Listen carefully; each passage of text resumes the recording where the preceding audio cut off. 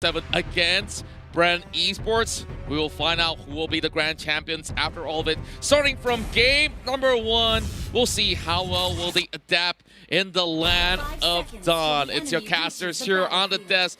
Butters, Gideon, as well as Leo. All right, it's time to get this show on the road. And now, let's look at the lane assignments here because it's very important that they get the counter matchups on either side. And it looks like the Baxia is going to be meeting up his boy, the Yuzong, down in the EXP lane, while in the gold lane it's going to be Alice and the Harith. Bren going to be starting off on their purple buff, while maybe looking for the distraction. Ooh, this is maybe just looking for that ejector on the purple. He did take smart missiles, though. Oh, all right, so he's just going to try to steal, clear wave, bother them maybe. Going to be using the Cyclone Eye right on through. Flap Easy has lethal intentions, goes for the stun, misses. There's no damage here, but puts maybe at pretty low health. So yeah, that's the tank of Burmese Gold out of commission for now. I like the reaction of Flap just going in for that first kill, running over maybe. He forced maybe to use the flicker. There might be a pull yourself together on his side, but at least it goes down for a couple of minutes. I mean, interestingly enough, I'm looking at Flapteasy and I was thinking, maybe he's going so hard because he has the execute. I double check it. Boom, he's got the rejuvenate. So again, Bren is showing a lot of respect to the Burmese Ghouls, knowing that this is going to be all about that team fight. Yeah, Revitalize super important in this matchup. Like, you want to outlast the Yuzhong, and you want to make sure you're putting as many marks and making it as hard as possible to sustain a team fight. Now, Carl TZ here has both of his buffs, so the initial thought of invading and making Carl TZ's life hard before the first turtle, the second minute of the game, is out the window for Burmese Ghouls. They have to find another way of attack. Now we can see up on top, Rebo here getting harassed a bit by Harith, and that is one of the things that the Harith can do. The flowing blood can be easily dodged by the chrono dash, so it's not gonna be a problem for him. Now Carl pulling that trigger on that blazing duet to clear the wave. Yep, he wants to try his best here to kind of just control the wave so that they have first priority on this turtle. You can see the rotation. Even Harith is heading, is making his way down towards that turtle fight. And this is going to be really big here because Burmese Ghouls, they've won so many of these just off of one turtle. This is Carl TZ going for the purple, and I do believe after Flap TZ pushes them off, they're going to go for this turtle. Now, that's few going to be pushed in by Ruby DD. Oh, Carl TZ gets invaded in by Ruby DD, and that's going to be the turtle taken here by Ace. And there's not much Bren Esports can do. Flap TZ sure palms the Poisson, but for so long, how can you survive this? Oh, he's still in it. That's a nice dash. He saves himself, and that's going to be just the first blood and the turtle. Oh wait, Burmese Ghouls, they're not going to force it. Instead, just going to go for a few hits on the first turret. Great save coming from View there. If he wasn't there, at least then he would be going down and giving another kill over to the Burmese Ghouls. But this is what BG kind of play for. First turn, get that extra gold, make things work. Oh, here we go. Butters, check it out. And look at this, the unstoppable force will be forced, but still maybe won't go for the engage. They don't have their ultimates, they don't have their spells, and they are just forced to back out. It was a bit of a, let's say, they're trying to just scare out Lusty to not follow them. What's happening here up on the top side? Looks like, I mean, both sides are kind of just eyeing for information, and especially Kid. There could have been an engagement there, but counting the numbers, 3 versus 2, not the best, so they have to pull back. They get some good damage onto Few for now, but how long can this last? Calamity Reaper being purchased by Ruby DD. Ooh, Mountain Shocker scouting out where the rest of Bren Esports are, and that's going to be Rebo. Just hit by 3. Smooth operator. Ruby DD is so far responsible for the 2 kills currently present for Burmese Ghouls. And Ace even stole the crab coin that Carl TZ was taking on that top lane with the Mountain Shocker. So things are going great for the side of Burmese Ghouls. Maybe looking low. Oh, that's the first pick off. Few gets it. And this is some redemption for Bren Esports. Like, they can at least take the purple. And yeah, we are about 5 minutes in, 430. 1,000 gold ahead. I mean, is it some? Because again, they're losing pressure across the map, and now Burmese Ghouls are looking to continuously attack, and they are destroying the shields. They've already completely cleared off the barriers coming in from that topside turret. Few, he gets on out of there. He doesn't want to, put himself in any more danger than he already is. The Burmese Ghouls only up by 700 gold, but they could double this off of a single kill. Bren Esports, they should look out for the pickoffs that Burmese Ghouls are going for. Yep, odd angles the Burmese Ghouls want to go, and that's Few getting blasted out, but Ace from the back lines getting caught first. That's a trade currently. The mid support for the core and the tank, and now Flapteezy still has the Poisson, gets caught in there by the Dragon Tail, knocks him out, and the fight stays here near the turtle pit. Now Lusty trying to make sure that they all stay put, and Kaltiti trying to take this, and he does it 1-for-1 now. An ejector onto one. Rebo going into the back lines. He is going to retreat. RubyDD once more. That's the disengage. Oh, RubyDD, he needed to target a single person. He drops down the Zaman Force and he got splits in two. He wants to go for D, but then Kaltizi's in the back. Which does he go for? Bren Esports know that Burmese Ghouls have the team fight on lock right now for the early game. What they are doing right now is this: they're trying to get the small victories. Get the turtle, don't overextend, do not engage him as much as possible. It's their time now. Just scale for a bit, wait for the proper timing to fight, and Bren Esports are doing it well. Can they get more, though? Can they push this advantage that they have here? D needs to get out of there. Oh, no, Rebo, he gets caught by the Imperial Justice. Great play coming in for the Burmese Ghouls, and a huge counter item here. Necklace of Durans just to stop the healing coming in from everybody on the side of Bren. And they want to go for another pick onto Lusty. Wrong place, wrong time. On the bottom lane, there is another kill on Flapteezy, and bodies are going down on the floor just because Burmese Ghouls, they really like these pickoffs. 3 fronts and 3 losses here for Bren Esports so far. Kaltizi looking for revenge. The bloodthirsty prodigy here gets one at least, shutting down RubyDD. Now the fight continues after taking this turret. That's D knocking him up. Gonna go for the Black Dragon form. This is a full bar of Sha energy, and now Kaltizi dueling with Ace. And there you go. The unstoppable force takes down the core. That's Claude destroyed here, Kid flickering out, and that's D finally shut down by Lusty. Currently 2-for-1. Bren Esports, they seem to be getting trumped by Burmese Ghouls at every turnstile. I think, so far, I think it's just 2 mistakes, and that's why the Burmese Ghouls are only slightly ahead here. Burmese Ghouls, they've been getting a lot of these kills, but for the side of Bren Esports, they're getting the trades, because the last time they met, every fight that Burmese Ghouls wins, it actually has an objective that comes with it. But for this certain game, there is always a trade in terms of 2-for-2, 2-for-1, and Burmese Ghouls, they're not getting the turrets early. Yep, unstoppable force here, plus the ejector into the back lines. Poisson's not gonna save you. RubyDD, an assassin of a Harith, takes down Flap. And now, hold up, Kaltizi looking for some revenge. Kid uses the Imperial Justice to retreat. That's gonna be D going in. Where's the backup? They're looking for it. Kaltizi getting blasted. Oh, that's the Fatal Links onto one. D is still alive. A bar full of Sha, and that's Few destroyed by D, and they get away with it. RubyDD is just having a ball. Oh my goodness, how did D survive that? My goodness, he really took quite a beating off of it. And Burmese Ghouls, they're getting the fights, but they're timing it well. When do they take a fight? They take a fight when they take down Flap. Flap is respawning. He cannot respond to that gank, and that means D, as of now, will be unkillable. I think it was looking good initially because Few, he was looking for that pick off. He was trying to say, hey, I could get this big stun onto D, and maybe we can play off of this. Burmese Ghouls see the opportunity to say, hey, he has no options to get out now. We can look for the punish.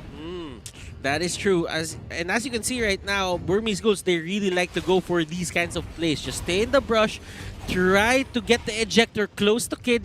Kid sets up the Imperial Justice, and that is a 1-for-1. And that's what happened right here. Same old story, the same old story. Lusty walks into a death bush, and now Flapteasy trying to save the day. Son, it's too late. The classic happens more times to pros than you would like to admit, but D is going to keep on smacking up that tier 2, and this is what Burmese Ghouls have been doing ever since the group stages, just making sure they take fights and they start getting that return of investment somewhere across the map. Todak did a pretty good job, but you know, Burmese Ghouls making it look really natural. Bren Esports, they should be looking at that Lord, maybe not give it to Burmese Schools as of the moment, because when they do, that is going to be all of the outer turrets down, and probably one inhibitor turret on their side is going down as well. Flapteasy hit there with the ejector, but it's gonna be a non-starter. Real quick, item check. Kid just bought a glowing one. That should lead to more kills, but right now, that's the Mountain Shots are starting it off. As we just said, Few gets taken down. Ruby DD though, 2 for 1. The current trade here, the numbers are going well for Bren Esports. Kid and Ruby DD for Few. That was a great fight for Bren Esports. Burmese Schools, they thought that they caught Bren off guard, but they were ready.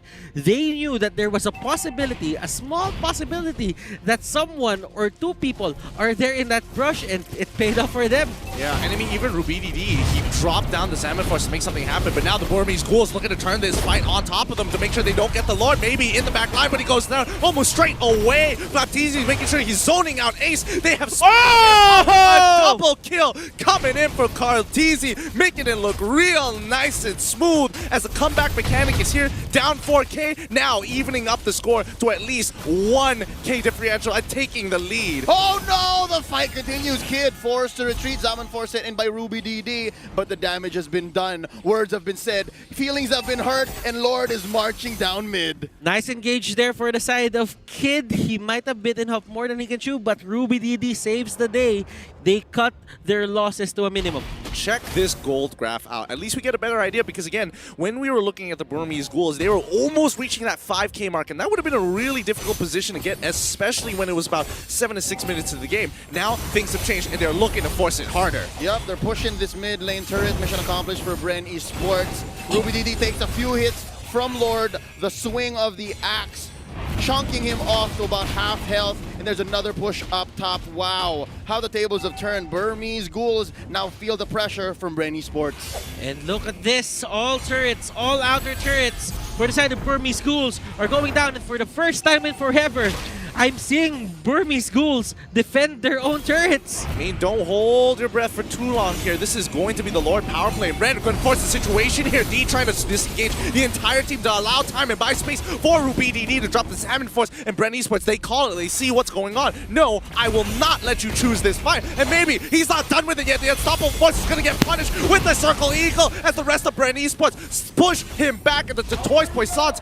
as a recommendation to stay away from our jungle. That was a good move for the side of Burmese Ghouls, that they just wanted to catch one person for the side of Bren Esports and toss him back. Maybe just stall Bren Esports from pushing. But Burmese Ghouls, the execution right there didn't really work out for their side. Just because Bren Esports, they were ready and they know that that will happen. Oh, Flapteasy here picked off by Ruby DD. They get their comeuppance, and it's not for free. Butters. Divine Crystal and Divine Glaive and Holy Crystal, not Divine Crystal, goes up for the mages here on the side of Bren Esports. Oh, D with that Black Dragon form, and we're looking for a big engage here. That's going to be the... the Blazing Duet takes down the Kid with Few putting in the last touch. Now D here, caught in no man's land. You are the odd one out. 2 for none here so far. Bren Esports turning the river into a wasteland. Right now, I have to give it to Bren. Their re-engagements into these fights, especially when Burmese have the advantage, is pretty significant. Let's check out the items here. Butters, what are your thoughts? Okay, Athena Shield for the side of Lusty. That will help him survive Kid Sylvana. Rebo is on a roll right now. He has all of his items up. Winter Truncheon is there. Flapteasy is kind of having a hard time just getting his items. He has a Molten Core there just to clear the waves. For the side here of D, he doesn't have, let's say, a Blade of Despair just to add extra damage. Ace here still has 4 items only on his belt. I mean, with the items in the position that they are in right now, Burmese Ghouls 39k to Bren's 43. Bren just hit their power spike.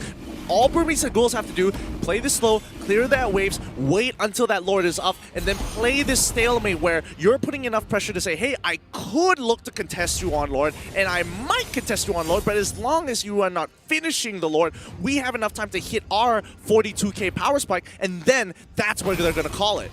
Queen swings on Carl Tizzy.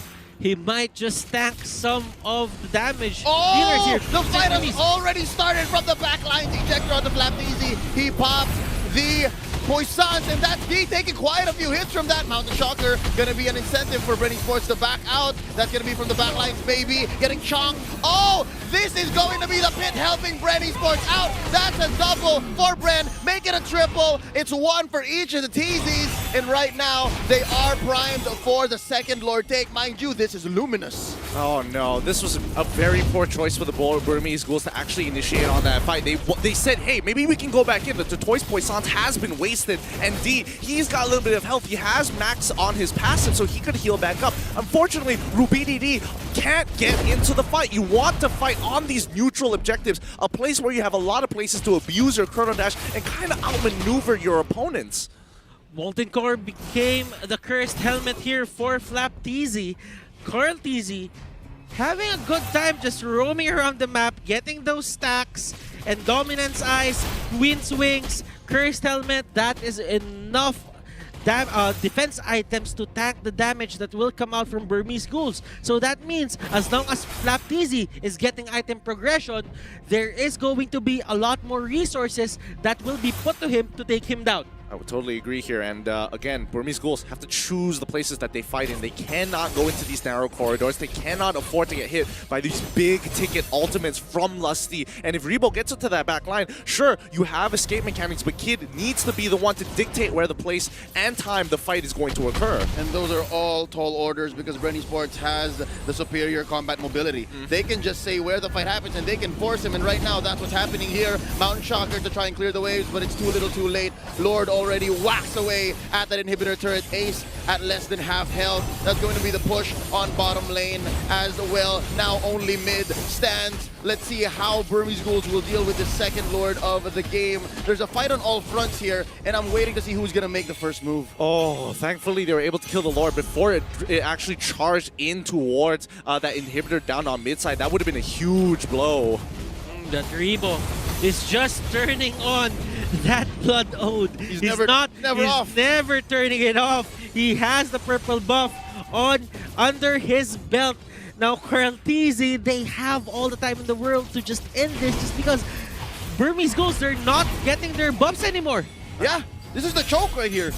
I mean, yes, you're saying it's a choke, but it's only 8k. They're only 8k behind. Burmese Ghouls, if they win one fight, they're even. And if they win that fight, the goal lead isn't going to matter at all once it hits that 53k mark. But then again, Gideon, if you are defending this hard, you take every advantage that you can.